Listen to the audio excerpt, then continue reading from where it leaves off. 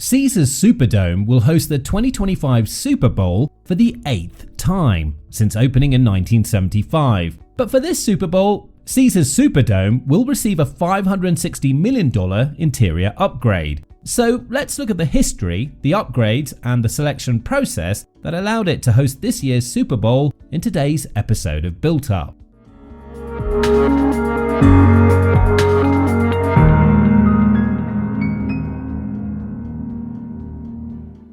New Orleans, Louisiana was chosen to host Super Bowl 59 for the 11th time in a row, and 8 of those 11 times, Caesars Superdome has been the host of the event. Since it was first opened in 1975, Caesars Superdome was dubbed the world's largest dome stadium. When it first opened, the stadium was known as the Louisiana Superdome until 2011. It was renamed the Mercedes-Benz Superdome from 2011 until 2021, and since then it has been rebranded as Caesars Superdome. This stadium is so big that just the steel frame of the stadium sits atop 13 acres of land. The dome itself is 273 feet and it's made from a lamellar multi-ring frame with a diameter of 680 feet. And this size still makes it the largest fixed dome structure in the world. As a dome, it can house a total of 78,133 people, a record reached during WrestleMania 34 in 2018. It's become an integral part of New Orleans life and culture,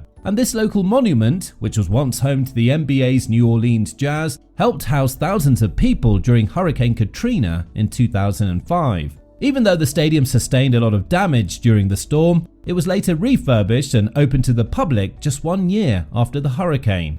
Now, don't forget to subscribe if you like the video so far.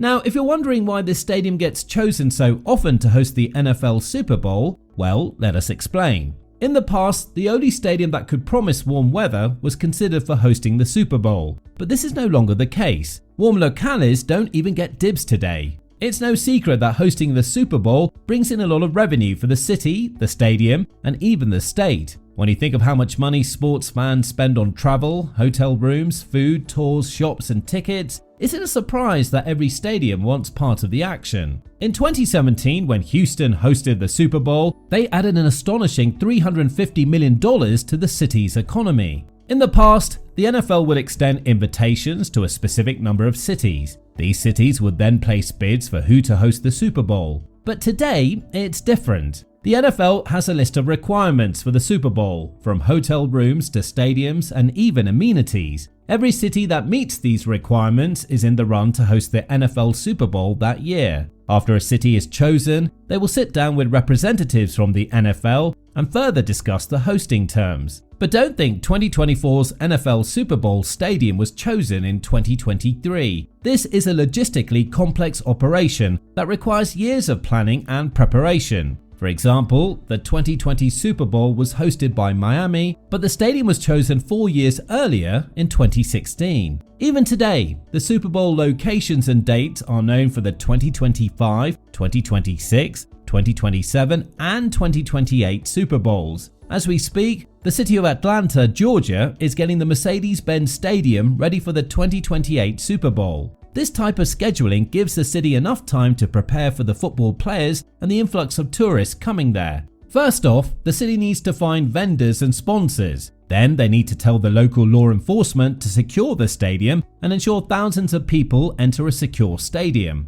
About 10,000 volunteers need to be interviewed and hired. And finally, the hotels and restaurants need to know ahead of time so they can provide proper accommodations. Hosting the Super Bowl might bring in a lot of cash, but it's also a lot of responsibility. Choosing Caesars Superdome as the host of the 59th Super Bowl was no easy feat because complications arose back in 2018. Back in 2018, on May the 23rd, the NFL chose New Orleans as the site to host the 59th Super Bowl, scheduled for February the 4th, 2024. But then in March of 2020, the NFL and the NFLPA decided to change the rules. Instead of the standard 16 games in the regular season, they went with 17 games beginning in 2021. If this happened, the Super Bowl 58th date would be pushed to February the 11th, 2024, which would cause a lot of problems for New Orleans because of their Mardi Gras weekend. So, in the fall of 2020, the NFL decided to change things up. They gave the 58th Super Bowl to Las Vegas while leaving New Orleans to host the 59th Super Bowl in 2025. That year, Mardi Gras was not until March, so it doesn't conflict with the Super Bowl date of February the 9th, 2025. And while the NFL was struggling to find a suitable date, New Orleans was struggling to renovate an old stadium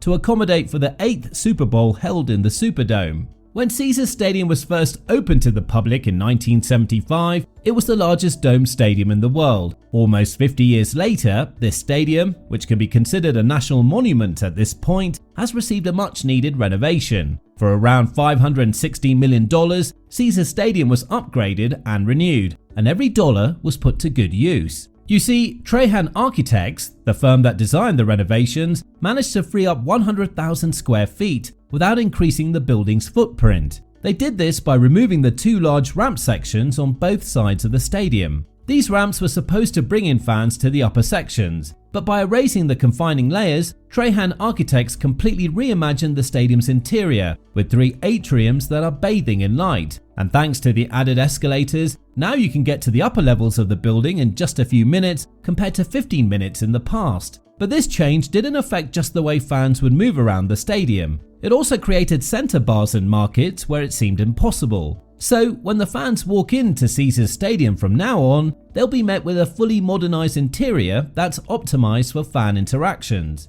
That being said, the architectural firm kept the original facade of the stadium. So when fans walk into the stadium and see these new venues, they'll be completely baffled not only by the new look, but also by the vast open spaces and new food courts and markets. However, these expensive renovations caused a few problems for Caesars Superdome. While everyone is rushing to finish the Superdome's renovations before February the 9th, 2025, the New Orleans Saints caused payment problems earlier this May. The Louisiana Superdome and Exposition District board members disclosed that the Saints hadn't made a payment since December 2023. The sum in question was $11.4 million, which made the renovation team fall behind on their payments. The Saints replied that the LSED didn't provide the documentation that was repeatedly requested, so they were withholding their payment. Whether you agree with this course of action or not, we'll leave that to you. What's important to note here is that in construction, owners and representatives of an institution often have disagreements. Disputes are usually handled internally, but in this case that didn't happen.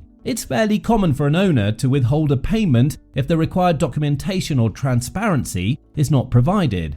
Depending on how contracts are written, these types of situations are nothing to be worried about. It's a mechanism to leverage another party into compliance with a contract. As a result, the Saints did pay what was required, and it looked like New Orleans is happy with their newly renovated stadium. So, do you think the NFL made a good decision choosing New Orleans Caesars Stadium to host the 2025 Super Bowl? Tell us in the comments down below. Now, here's another video mega project enthusiasts enjoyed watching. Bye for now.